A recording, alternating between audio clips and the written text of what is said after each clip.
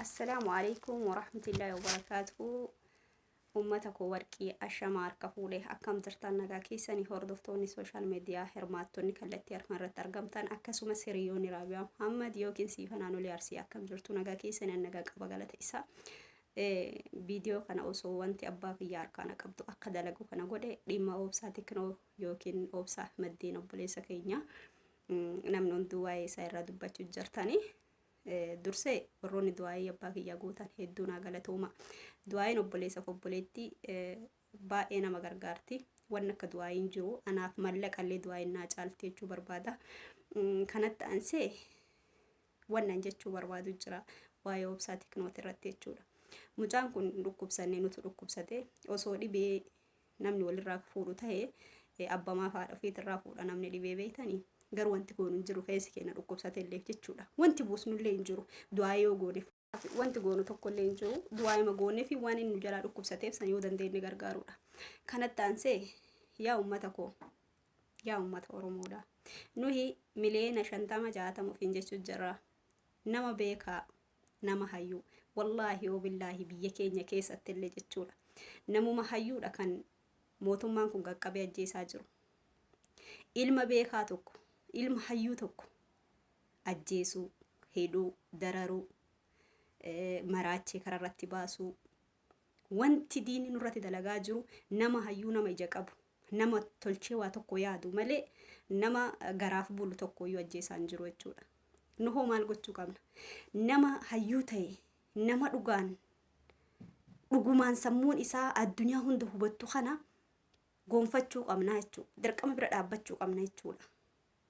Isinii galee ka akkanaa kana ka boru biyya keenyaaf isa garee ta'uu danda'u jiran. Akka biyya keenyaa borullee itti abdannee jennu kan akka nama kanaati.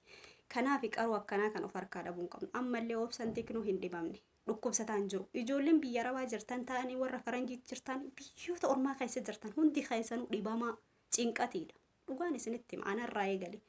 Akkuma keenya san cinqatii godhate mucaa yaadarraa.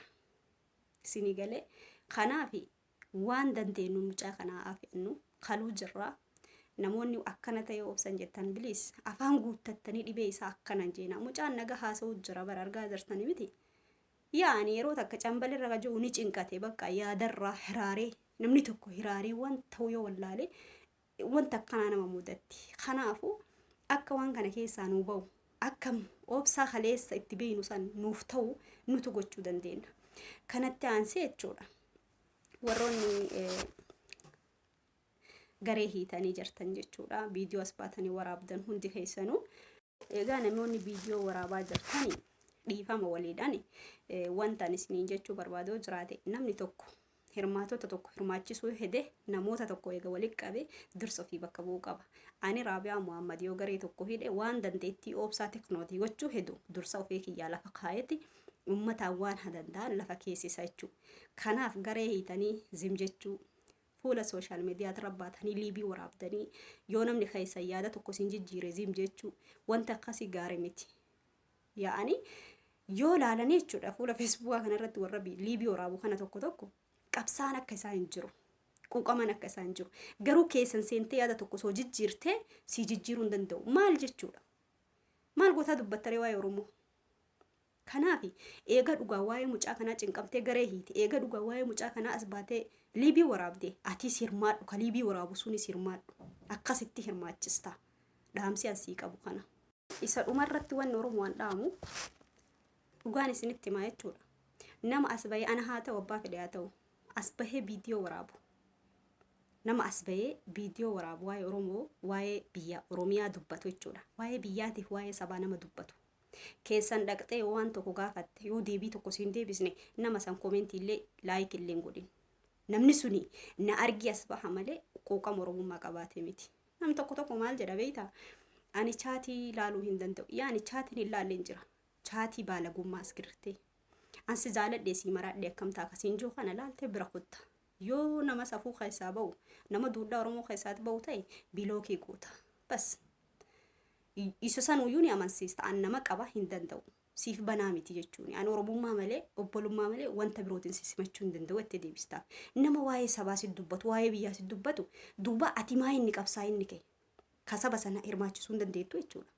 Kanaafuu warroota waan akkasiisan hin dalagne isinis itti dhiisaa laayik godhina. Dhugaan isinitti masuuni na argii as bahee si wajji hirmaata malee Oromoo amansiisuu yoo hin dandeenye faayidaa takka hin qabu. Ofii amanee of amansiisuu, Oromoo sanis amansiisuu, nama keessan dhufe sanillee hirmaachisuu, ofillee hirmaatee sama san hirmaachisuu.